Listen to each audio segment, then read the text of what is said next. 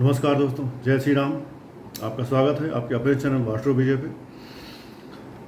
कुंडली में बहुत सारे राजयोग होते हैं और बहुत सारे दुर्योग भी होते हैं। अब हो सकता है आपकी कुंडली में राजयोग ज़्यादा हो या हो सकता है कि आपकी कुंडली में दुर्योग ज़्यादा हो।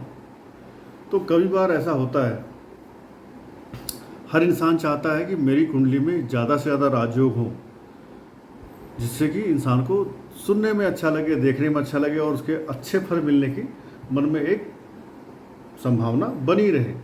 इंसान इंतजार करता है कि कब उसके कुंडली में अच्छे ग्रहों का समय आएगा, कब उसके जीवन में अच्छे ग्रहों का राजयोगों का फल मिलना प्रारंभ होगा। कई बार लोग पूछते हैं कि मेरा भाग्येश ये है, इसकी ग्रह दशा कब आएगी, या मेरा धनेश ये है, इसकी ग्रह दशा अब आने वाली है, मैं इसको कैसे यूटिलाइज करूं। मेरा सुख भाव का स्वामी ये है, इस ग्रह को मैं कैसे यूटिलाइज करूं आने वाले टाइम में। तो आपको उन ग्रहों को यूटिलाइज करने के लिए कुछ जानकारियां हमेशा लेते रहना चाहिए। जैसे आपकी कुंडली में अगर भाग भाव का स्वामी मान लो सूर्य है, अर्थात सिंह राशि आपकी कुंडली में 9 भाव में आ रही है, तो जब भी आपके सूर्य देवता की अंतर्दशा, प्रत्यंतर दशा या महादशा आने वाली हो, तो आप अपने सूर्य को अच्छा करें। अच्छा कैसे करेंगे? आप अपने पिता का सम्मान पहले भी करें, और सूर्य ग्रह की जब महादशा आए या अंतर्दशा आए या प्रत्यंतर दशा आए तो अपने पिता का सम्मान और ज़्यादा करें। ऐसे ही आप सूर्य को जल चढ़ाएं। सेम वे अगर आपके भाग्य चंद्र देवता हैं तो आप पानी को वेस्टेज से बचाएं। ऐसा ना हो कि आप गाड़ी धुलाई कर रहे हैं, आधा घंटा अपनी गाड़ी धुलाई में आप पानी चालू करके छोड़ दिए हैं। सेविंग कर रहे हैं, आप जब टेप पे फोम लगा रहे हैं, सेविंग कर रहे हैं, तब भी आपने टोटी खुला छोड़ रखा है। इससे क्या होगा? आपका चंद्रमा कमज़ोर हो जाएगा। तो सेम वे अगर आपकी कुंडली में राजयोग बने हुए हैं और आप उस ग्रह को खुद ही बर्बाद किए जा रहे हैं, तो वो ग्रह आपको राजयोग नहीं दे पाएगा। ऐसे ही दुर्योग है, अगर कोई आपकी कुंडली में बुरा योग है, दुर्योग है, और आपने उस ग्रह को मजबूत कर रखा है, तो आपको दुर्योग का फल ज़्यादा दे के जाएगा। तो जिन ग्रहों को आपको आपकी कुंडली में दिख रहा है कि ये मेरा ग्रह मेरे लिए परेशानी खड़ा कर देगा, उस ग्रह को आपको मजबूत करने से बचना चाहिए। खास करके 6वां, 8वां, 12वां भाव के जो स्वामी होते हैं, ये आपके जीवन में कहीं ना कहीं कुछ परेशानियां, कुछ हर्डल्स, कुछ प्रॉब्लम्स लेके ही आते हैं। और इनके बारे में एक ऐसा शास्त्रों का मत है कि 6, 8, 12 के स्वामी जहाँ भी बैठते हैं उस भाव के फल में ये कमी ले आते हैं। दैट मीन्स अगर 6, 8 और 12 भाव का स्वामी आपके कुंडली में, लग्न में, धन भाव में, नव भाग्य भाव में, 10वें घर में, 4th हाउस में, या संतान के 5वें घर में बैठ जाए, इवन 7वें घर में बैठ जाए, तो आपके उस भाव के फलों को वो वीक कर देगा, क्योंकि उस भाव का फल डाउन हो गया। बिकॉज 6th, 8th, 12th का लॉर्ड आपके कुंडली में आकर के यहाँ पर बैठ गया। तो इसी क्रम में आपको एक टर्म आता है विपरीत राजयोग। दैट मीन्स 6, 8, 12 के स्वामी भी आपको राजयोग दे सकते हैं। कब दे सकते हैं? 6, 8, 12 का स्वामी अगर 6, 8 और 12 में ही बैठ जाए तो ये एक तरह का विपरीत राजयोग होता है। अब इस कंडीशन में जो प्लैनेट आपको निगेटिव रिजल्ट देने वाले थे, यही प्लैनेट आपको थोड़े संघर्ष कराने के बाद अच्छे परिणाम देंगे। जैसे अगर आपने देखा हो तो आज हमारी जो राष्ट्रपति हैं द्रौपदी मुर्मू, अगर आप देखेंगे तो इनके जीवन में कितना संघर्ष रहा। इनके बेटे, इनके बच्चे, उनकी मृत्यु हो गई, इनके पति की मृत्यु हो गई। तो जिस इंसान का, जिस महिला का, या जो भी कोई इंसान हो, यदि उसका लाइफ पार्टनर, उसके बच्चे किसी भी वजह से उसको छोड़ के चले गए हों, स्वर्ग सिधार गए हों, या उनकी मृत्यु हो गई हो, तो यह एक तरह का बहुत टफ टाइम है। लेकिन आज क्या हुआ? आज वो राष्ट्रपति बन गई हैं। तो इसको बोलते हैं एक तरह से विपरीत राजयोग कि इंसान के जीवन में टफ टाइम आएगा, विपरीत परिस्थितियां आएंगी, लेकिन उन विपरीत परिस्थितियों को इंसान झेल करके, लड़ करके, जीत करके आगे बढ़ेगा और आने वाला टाइम उसका अच्छा होगा, राजयोग वाला हो जाएगा। दैट मीन्स विपरीत मीन्स टफ टाइम आएगा, फिर राजयोग आएगा, इसीलिए इस राजयोग के आगे विपरीत जोड़ा गया है। अब ये राजयोग 3 तरह का है। किस तरह से 3 तरह का है? इसके नाम 3 हैं। जैसे 6वां घर है, 8वां घर है, 12वां घर है, तो ये 3 घर हो गए। तो जब 6वें घर का स्वामी आपका 8वें घर में या 12वें घर में बैठता है तो इसको बोलते हैं हर्ष नामक का विपरीत राजयोग। अर्थात 6ठे घर का जो भी ग्रह है, 6ठे घर का जो स्वामी ग्रह है, अर्थात 6ठे घर में जो राशि है उसका स्वामी ग्रह अगर 8वें घर में या 12वें घर में बैठ जाए तो इसको बोलेंगे हर्ष नामक विपरीत राजयोग। अब अगला क्या है? अगला आपका है 8वां घर। जब 8वें घर का स्वामी 6वें में या 12वें घर में बैठ जाए, सरला नाम का विपरीत राजयोग। पहला हर्ष, दूसरा सरला।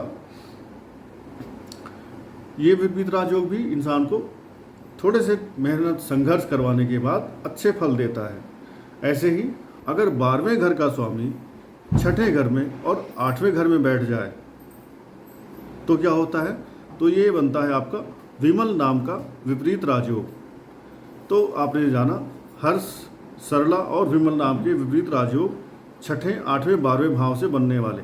6ठे भाव का स्वामी 8, 12 में बैठा तो हर्ष बना, 8वें भाव का स्वामी 6 और 12 में बैठा तो सरला बना, और 12वें भाव का स्वामी अगर 6 और 8 भाव में बैठा तो ये बन गया विमल नाम का विपरीत राजयोग।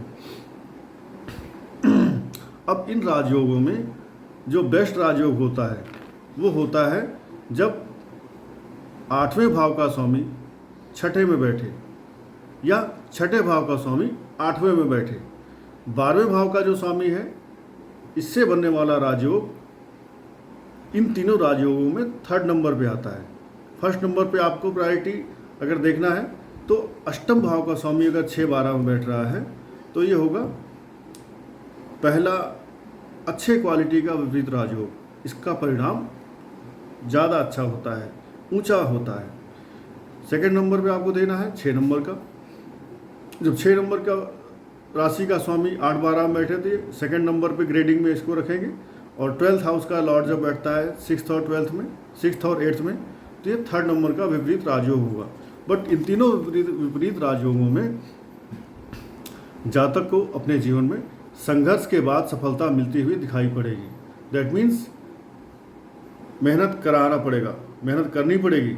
ये प्लैनेट आपसे मेहनत कराएंगे, आपका पसीना निकलवाएंगे, लेकिन सफलता आपको ये देके जाएंगे। अब यहाँ पे सूर्य और चंद्रमा की राशि कर्क और सिंह को अगर छोड़ दिया जाए तो बाकी जो 5 या 7 ग्रह हैं उनके पास 2-2 राशियां हैं। तो हो सकता है जो आपका 6ठे भाव का स्वामी है वो किसी दूसरे भाव का भी स्वामी हो, जो 8वें भाव का स्वामी है वो किसी दूसरे भाव का भी स्वामी होगा। सेम में जो 12वें भाव का स्वामी है वो भी किसी दूसरे भाव का स्वामी होगा। जैसे अगर मेष राशि में देखें या मेष लग्न में देखें तो बुध आपका तीसरे घर का स्वामी है, 6ठे घर का स्वामी है। मंगल को देखें अगर खुद मंगल लग्न का भी स्वामी है और अष्टम का भी स्वामी है। बृहस्पति को देखें तो बृहस्पति आपके 9वें भाव का स्वामी है और 12वें भाव का भी स्वामी है। तो ये जो ग्रह आपकी कुंडली में 6, 8, 12 के स्वामी बन रहे हैं, ये जब 6वां भाव का स्वामी 8वें भाव में बैठ रहा है, 8वें का 12वें में बैठ रहा है या 12वें का 6ठे 8वें में बैठ रहा है, तो आप इसको केवल 6, 8, 12 से ही ना जुड़ें। इसको आप ये भी देखें कि यह ग्रह जो है इसकी दूसरी राशि किस भाव से जुड़ रही है, तो आपको उस भाव के भी फल जोड़ करके समझना चाहिए, देखना चाहिए। क्यों? क्योंकि ज्योतिष 2 + 2 मिलकर के 4 नहीं करती है, ज्योतिष करती है 2 + 2 मिलकर के 22। आपको ज्योतिष कोई फार्मूले सिखाएगा, लेकिन ज्योतिष के फार्मूले से आगे 2 स्टेप बढ़ना वो आपको अपने इंटेलिजेंस, अपने ज्ञान से खुद सोचना पड़ेगा। क्योंकि विपरीत राजयोग तो बना आपके 6, 8, 12 के लिए, पर ऐसा भी हो सकता है कि वो आपके अन्य 2 भावों को भी जोड़ रहा है, तो अब आपका उन 2 भावों का रिजल्ट भी यहाँ से जुड़ जाएगा। अर्थात 6, 8, 12 के भावों से आपको भयभीत होने की, डरने की ज़रूरत नहीं है। ये ग्रह भी आपको अच्छा एक राजयोग, अच्छा परिणाम दे सकते हैं। क्यों? क्योंकि मेहनत करने के बाद, संघर्ष के बाद मिली हुई सफलता का जो स्वाद होता है ना, वो अद्भुत होता है, अद्वितीय होता है। बिना संघर्ष के, बिना मेहनत के अगर आपको हिमालय पर्वत पे कोई ले जाकर के हेलीकॉप्टर से ड्रॉप कर दे, तो आपको हिमालय पर्वत की चोटी पर झंडा लहराने का तो सुख मिलेगा, लेकिन जो सुख आपको हिमालय की पर्वत की चढ़ाई करके वहाँ पे झंडा गाड़ने से मिलता, वो सुख आपको, वो फीलिंग आपके मन में नहीं आएगी। बिकॉज मेहनत के बाद जो फल मिलता है, संघर्ष के बाद जो आपको रिजल्ट मिलता है, उस रिजल्ट की रियल में कद्र होती है। इसलिए आपके ग्रह जो क्रूर ग्रह हैं या 6, 8, 12 के स्वामी हैं, ये आपसे थोड़ा सा पसीना निकलवाएंगे, उसके बाद आपको अच्छा परिणाम दे के जाएंगे। सो दैट वाज विपरीत राजयोग, जहाँ से आप देखते हैं कि आपके लाइफ में 6, 8, 12 से कुछ अच्छा भी मिल सकता है क्या? तो ये अच्छा आपको मिल सकता है। इसके लिए आप मेहनत करें, अपने आप को तैयार रखें और विपरीत राजयोग का लाभ उठाएं। धन्यवाद। जय श्री राम। ऐसे ही ज्ञानवर्धक जानकारी लेने के लिए हमारे चैनल को सब्सक्राइब करें। चैनल के साथ साथ अगर हमारा कंटेंट अच्छा लगे तो आप लाइक कर सकते हैं।